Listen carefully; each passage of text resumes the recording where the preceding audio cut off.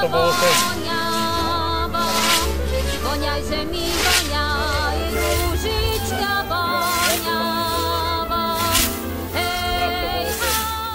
No, toto je ukážka kosenia mládzy na Hriňovských lazoch.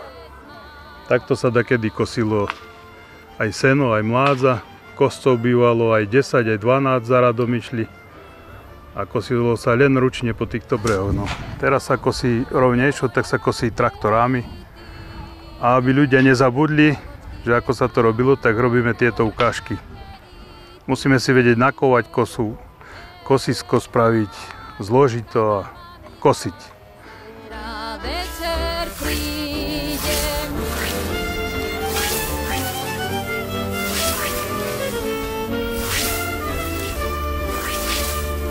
Zajtra večer príde o 8 hodine. Zajtra večer príde o 8 hodine. Ej, aj, budem mu rozprávať o smutnej novine. A my na tomto stanovišti vlastne polievame plátno. Ide o starodávny zvyk, pri ktorom sa ľanové alebo konopné plátno polievalo a ako slnko svietilo, tak vlastne ťahalo aj vodu, aj farbu z neho a ostalo potom pekné biele. Niekedy to trvalo pár dní, niekedy až pár týždňov, no podľa toho, ako svietilo slnko, ako teplo bolo.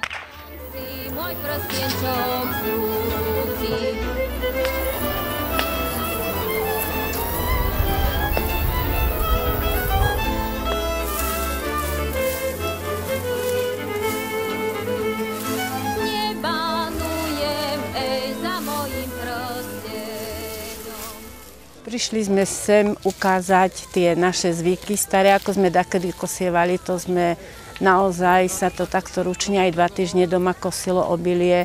Poskladali sme, týždeň bolo v tých panákoch a potom sme to zase mlátili na mláťačke. A vlastne tak sa dorábal chlieb, aj sa pšenica dávala mlieť, to sme mávali múku aj na celú zimu a chlieb sa z toho piekol doma v peci. Nechodili sme, už len veľmi málo, kedy sa chlieb kúpoval, väčšinou sme piekli doma chlebík. Tak sme si takto dorábali a všetky tieto polia dookola, všetko sa to obrábalo, neboli pusté.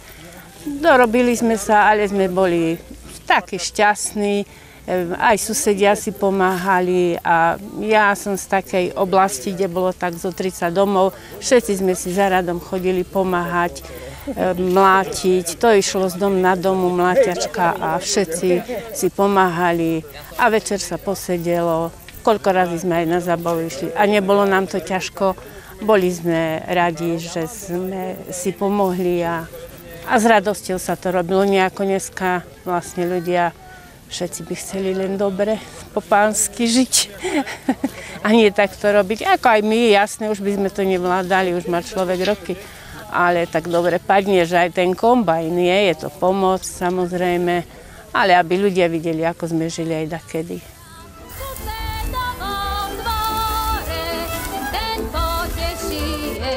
Srdce moje.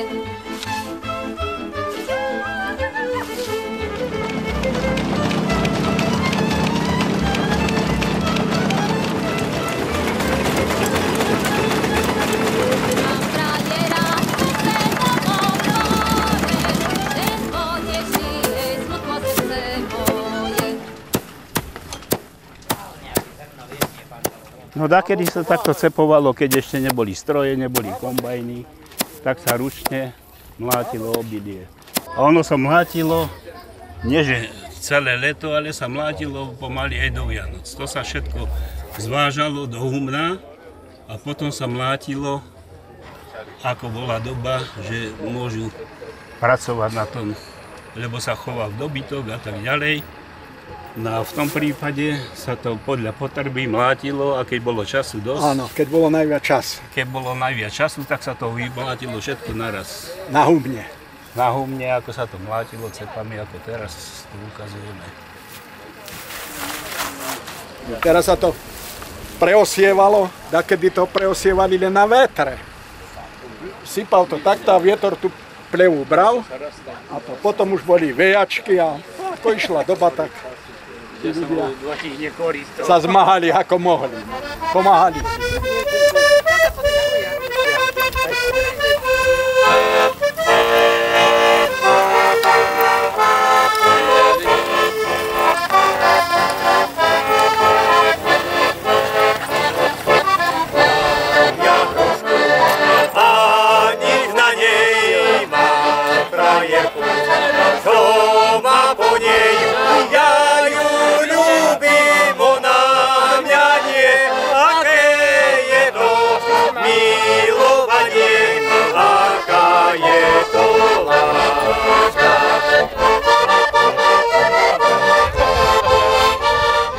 Prišli sme sem z vrch Slatiny orať strnísko, ktoré tu ostalo po kosení obilia.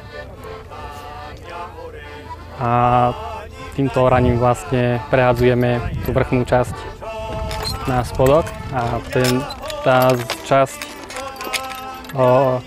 strníska, čo ostala po tom obilí, tak prehnie a budú ďalšie živiny pre zemiaky na budúci rok. Orieme voľským záprahom. Voly majú po 2 roky a takto ich učíme od mala. Najskôr na takýchto gazdovských prácach a potom staršie chodia aj do hory ťahať drevo, približovať tam, kde sa traktor nedostane. Tak sa používajú voly na približovanie dreva.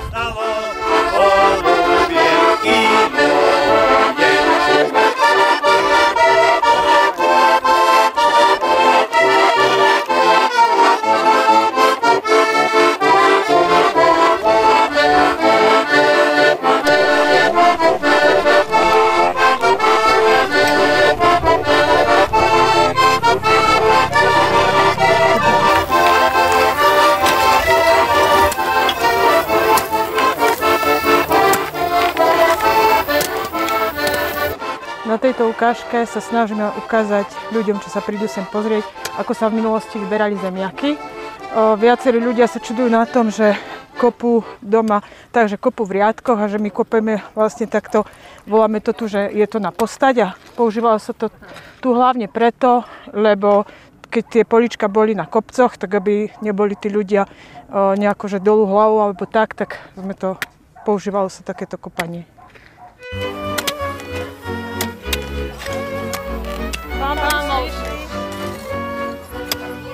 Bolo jedno dievča v 18. lete, chcelo no vedieť, ako je vo svete. Či ma, mamko, vydáte, či ma ešte nedáte.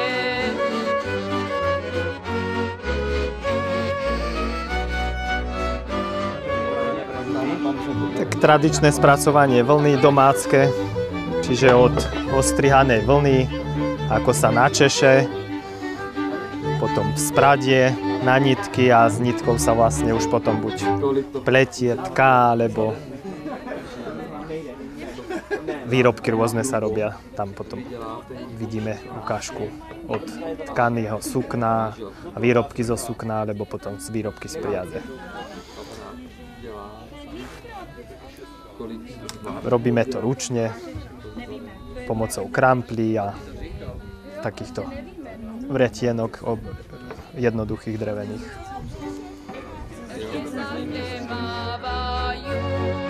Čo sa mladie vydajú.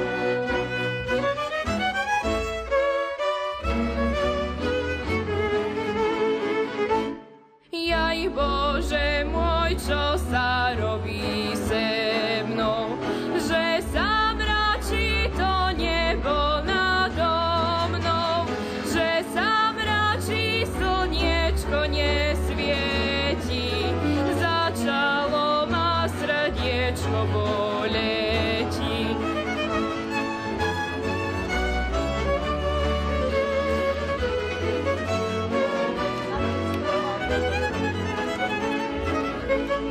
Boľ má srdce, pukni sa na dvoje, na halo má potešenia moje, na halo má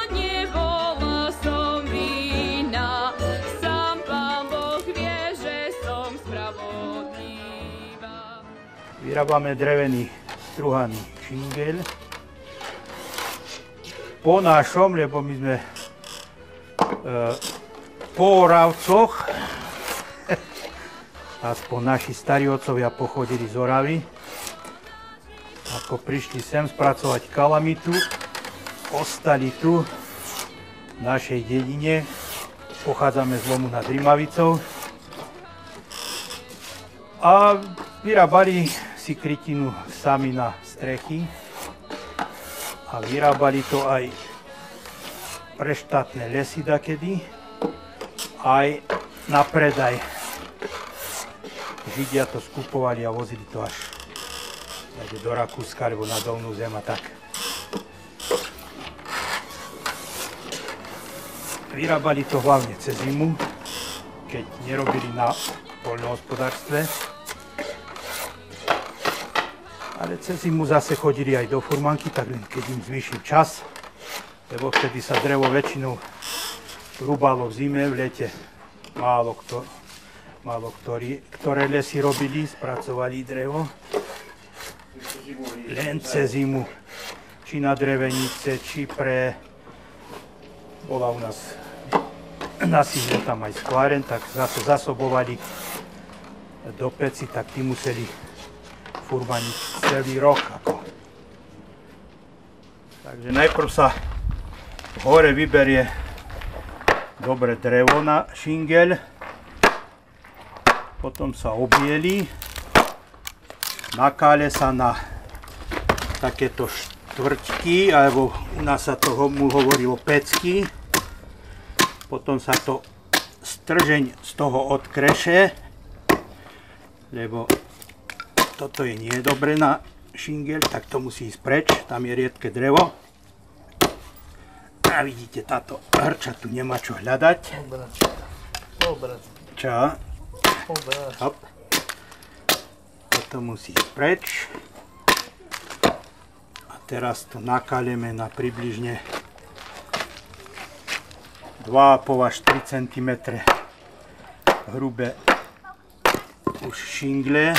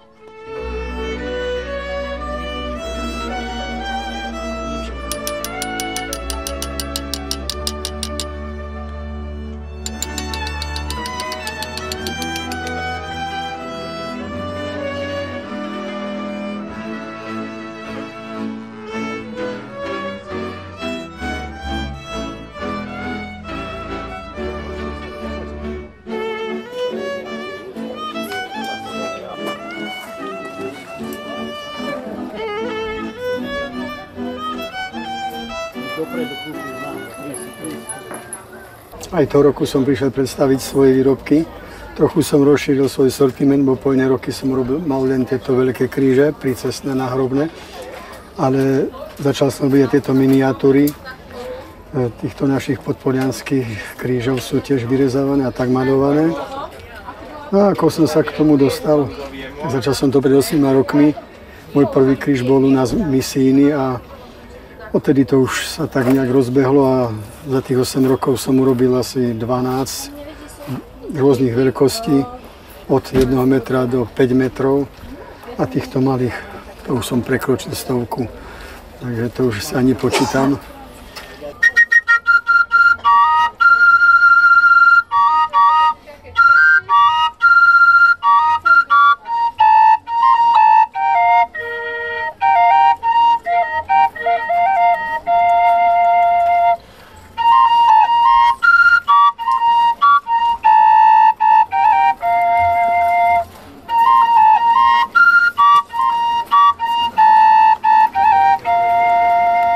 výrobe ľudových hudobných nástrojov som sa dostal asi keď som mal 27 rokov.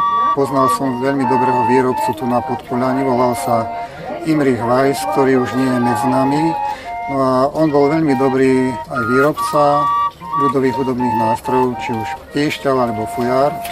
No a mňa toto začalo trošku zaujímať, táto ľudová tvorba, tak som ho navštívil, prišiel som k nemu, popýtal som sa, či by mi niečo nezahral na tých jeho nástrojoch, no a bol veľmi ochotný, takže som to vypočul, či už píšťalky, alebo fujárky, alebo mal potom také menšie valašky vybijané.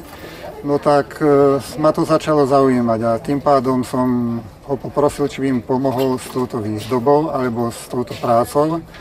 Bol ochotný, takže som začal prvú píšťalku, potom neskôr už som chcel prejsť na fujary, lebo fujara má zvlášť mimoriadny hlboký tón, tak to ma tak viac zaujalo. No a pamätám si, kúpil som si u neho jednu píšťalku, na ktorej som sa naučil hrať v krátkej dobe. No a som tu už po viacej rokov, možno 5. krát, ako toto gazdovanie je tu na tomto Račicovom vrchu.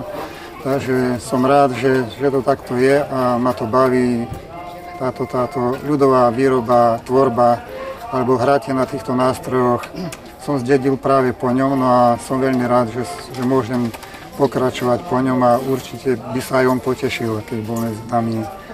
Takže asi takto.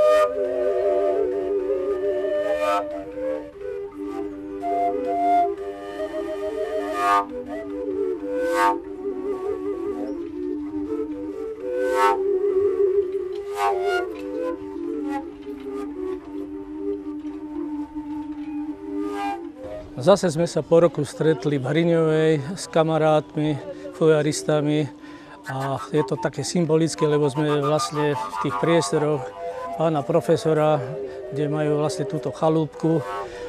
Máme tu taký fujarový dvor pre návštevníkov, aby videli, čo sa týka aj výroby fujary. Robí sa tu taká ukážka krátka, majú tu aj hotové výrobky ako píšťalky, fujary. A máme sa stretnúť vlastne na vystúpení, ktoré sa uskutoční po obede na pódiu. No, sme radi, že sme sa takto stretli, je to vlastne o stretnutiach týchto našich spoločných záujmov a dúfam, že nám to počasie vyjde.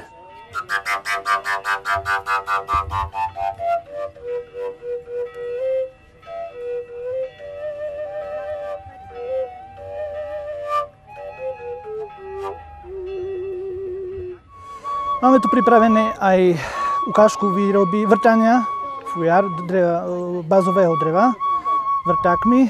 Vrtá sa to postupne od najmenšieho priemeru až po požadovaný priemer, aká má byť fujara. No a vrtá sa to takýmto vrtákom, nebožiec. U nás na Spiši sa tomu hovorilo cigánsky, sa to volá kedy kulo, bol to kutý vrták. A vrtá sa to nasledovne. No a vrtať bude môj kamarát. Vrtať sa to vrtá tak, že 5 krát, no vrtáme, neboj sa, ideme. A vrtáš tak.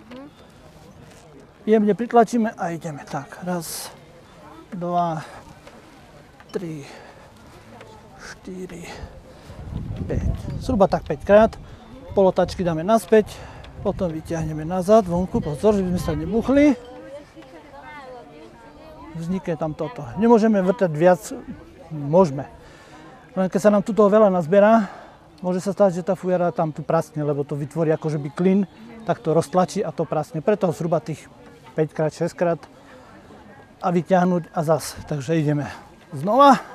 No a ideme. Raz, 2, 3, 4, 5. No a teraz...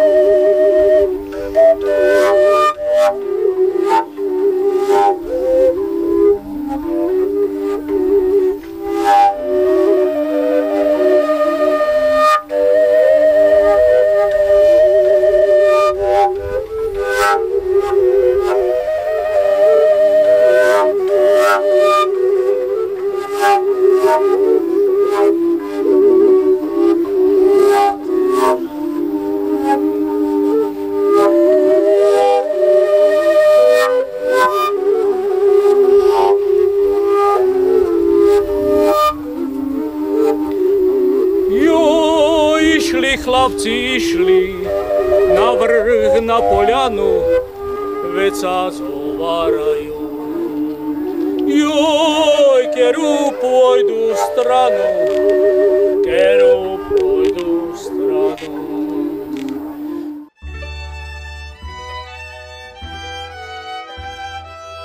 Teraz sme dávali tú látku. Teraz musíte prezidnúť si.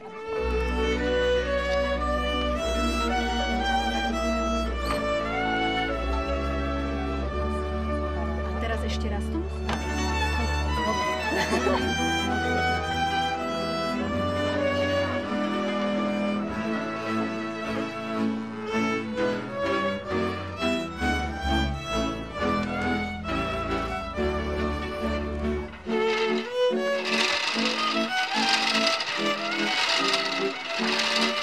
Tak tu predvádzame, ako sa vyrábalo niekedy plátno, ako sa tkali pokrovce, a proste ako sa snovalo, ako sa to začínalo snovať. Tak takéto domáce práce, čo robili naše laznícke ženy, ktoré nechodili ešte vtedy do roboty, ešte neboli toľko zamestnania ako teraz, že sú ženy zamestnané, takže sa všetko vyrábalo doma. Aj naozaj na to oblečenie, to plátno, tak. Dĺžku nití sa určovalo na sniciach. To si každá rozmerala, koľko potrebuje nití, akú dĺžku nití. Väčšinou sa tkalo tak 30 metrov a čo by som ešte k tomu tak viacej. Väčšinou to sa snovalo po 6 nitiek. Keď sa dalo 30 nití, no pozor, dostanete. 30 nití, to bolo jedno pásmenko a aké chceli široké pokrovce, tak už potom tu si ich značili, aby bolo jedno pásmo a to bolo asi tak tých 10 cm. Podľa šírky brda. Keď sa toto nasnovalo, tak sa to muselo pekne zapliesť na vrkoč, aby sa tie nite nezošmykli, nepokazili a potom sa už dávali na krosná. Tu hore, čo som vám ukazovala, to sa takto delilo na tieto dve nite. Toto sa volalo ciepky. Na ciepkach sa to takto delilo, aby sa do týchto niteľníc mohlo. Tu máte zadnú niteľnicu, prednú niteľnicu. Tie dve nite museli tam ísť, predná a zadná. Aby sa dalo prekrížiť, aby sa prekrížili tie nite tu v tomto, tak sa to muselo tu hlavne dobre urobiť v týchto niteľniciach. A už potom, keď sme si to tu dobre urobili, tak vidíte, aha, takto, aby to išlo. Vidíte? Teraz, keď ona zívne pod nožami, tak sa prekrížili a tu sa pekne už to uložilo.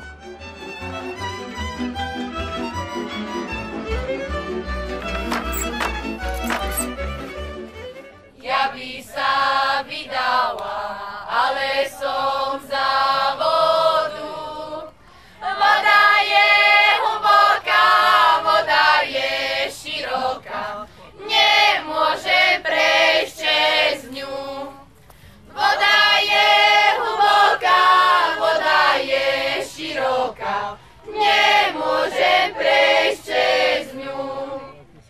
Dobrý deň, vítame vás v dvore folklórneho súboru Partizán. My sme prišli z Banskej Bystrice a pripravili sme si pre vás horehronské guľky plnené údeným mäsom a fajné koláčiky, bublaninu ovocné a marlenkové guličky. Nech sa páči, všetkých pozývame a prajeme dobrú chuť. Ja Janka mal oči jak trnka, kedy sa s ním zišla. Ej, družky, družky, družičky mojo, vera, ja už skladám panenstvo svojo.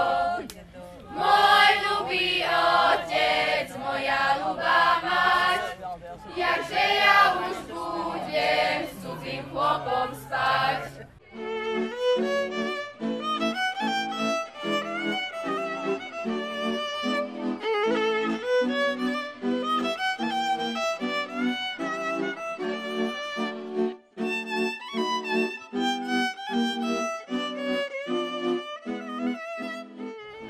Tak volám sa Michal Melicherčík a venujem sa výrobe ľudového šperku a nožiarskej robote, alebo dá sa povedať aj takej kováčskej robote.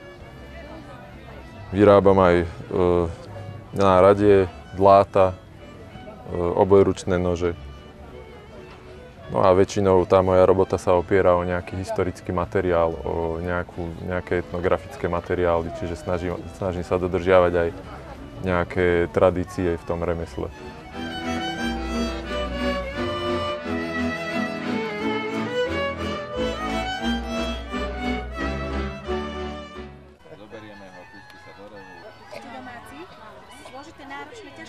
Tak v našom informačnom stánku vlastne poskytujeme návštevníkom informácie o biosférickej rezervácii Poľana, teda o jej prírodných hodnotách, o proste tom súžití s ľuďmi a máme tu nejaké informačné letáky alebo informačné materiály aj o rôznych zaujímavostiach prírodných, či už o národných prírodných rezerváciách, ktoré spadajú pod našu pôsobnosť, alebo ponúkame ľuďom alebo aj deťom, ktoré sem zavítajú, nejaké vedomostné hry, kde si môžu vyskúšať poznávanie drevín, poznávanie drevín podľa tváru, podľa listov, alebo hru také putovanie poľanou, kde zase taký vedomostný kvíz, to je už pre také staršie deti alebo pre celé rodiny, kde si môžu preveriť vedomosti o či už Poľania a Podpoľaní, o jej prírodných hodnotách,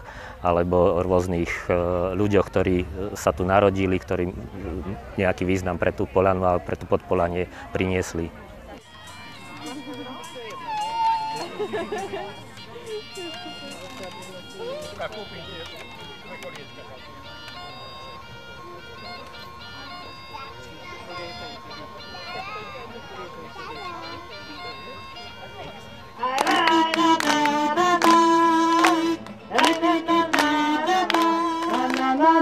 A ešte raz!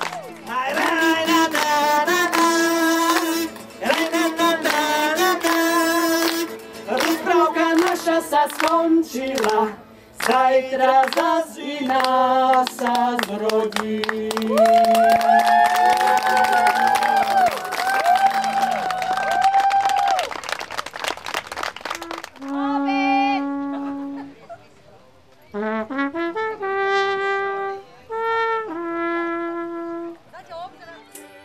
Vítajte u nás na Gajdošskom dvore. My sme dievčatá z folklórnej skupiny Driežok z Jedlých Kostolian a okrem toho, že sme muzikantky a gajdošky, tak takisto sme prišli našich gajdošov nakrmiť skvelými zemiakovými plackami, takými, ako sa u nás doma robili. A okrem toho máme aj sladké potešenie, naše syrovníky, ktoré sa u nás na Koslánoch robili. Takže Takto sme prišli prispieť a neskôr určite aj zahráme. Určite ste všetci vítaní.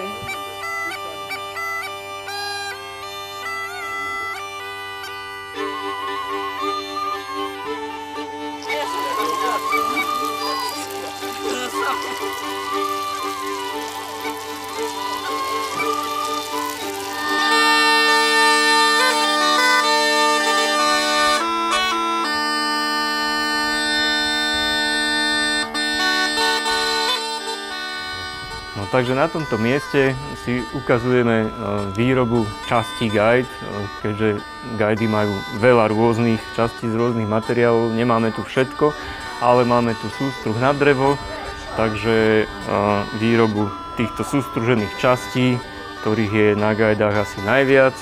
Ostatné potom sa režú ručne, no a samozrejme tie rohovinové, kovové časti a koža, mech, tak tie sa zase robia inými procesmi, inými technológiami, takže to tu všetko nemáme, ale máme tu ukážky rôznych typov gajd z celého Slovenska, pretože na Slovensku je veľa rôznych typov, od severu povedzme Oravy, Kisúc, až po hranice s Maďarskom.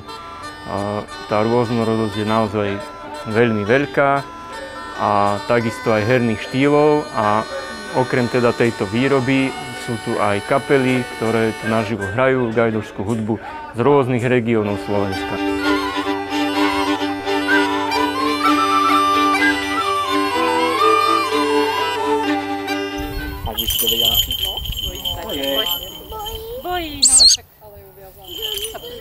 Som Patrik Kmeť, som sokoliar, bývam tu na Hriňovej a z mesta si ma sem na gazdovanie zavolali, lebo ma poznajú. Tak ako sokoliara, aby sa ľudia mohli počudovať, že čo sú to dravé vtáky, ako vyzerajú. Častokrát majú otázky, napríklad aký je rozdiel medzi jastrabom a sokolom, lebo to bežní ľudia proste nevedia. Myslia si, že sú dva vtáky a rozdiel medzi nimi nevidia. Tak aby som aj takéto rozdiely kúsok povysvetľoval, mal som pripravené aj ukážky letu niektorých vtákov, jastraba Harrisovho a sokola myšiara, takzvanej pustovky. Ten jastrab Harrisov pochádza z Mexika, je to tiež taký vták, ktorého ľudia menej poznajú, hoď medzi sokoliarmi je bežný, ale väčšina vtákov je tu viac menej iba na ukážku. Otec môj, prečo ma netrestal? Otec môj, prečo ma netrestal? Ty si ovce pásol, ja som dievča prespal.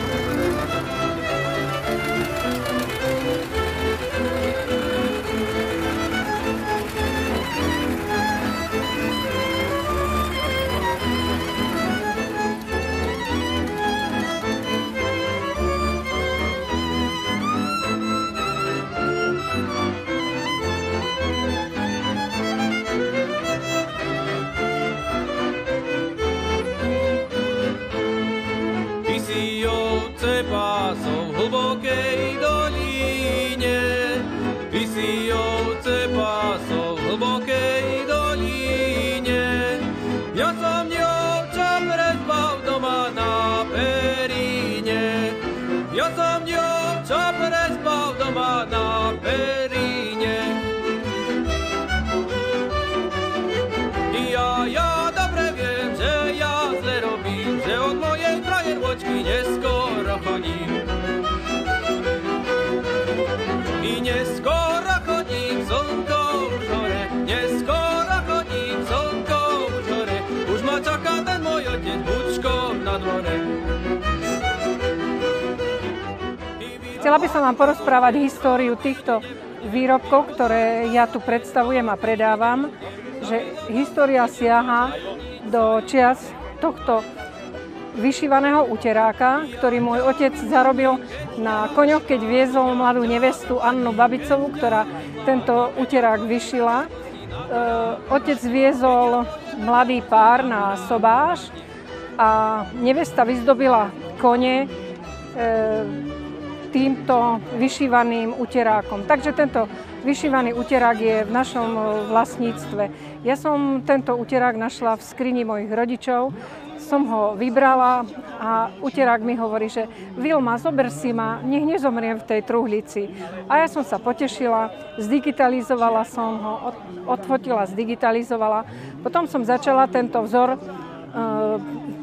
aplikovať do keramiky, takže z výšivky do hliny išiel, potom išiel z výšivky na trička, potom išiel z výšivky na ľudový odev, na modrotlačové sukne som vyrábala, potom takú blúzku krojovú a teraz sú to trička, čiapky a nový dizajn tričiek, vzor zo stanky.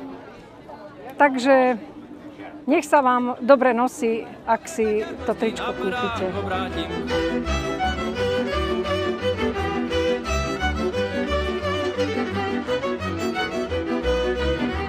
Keď ja tvoje beďarkosti napadám,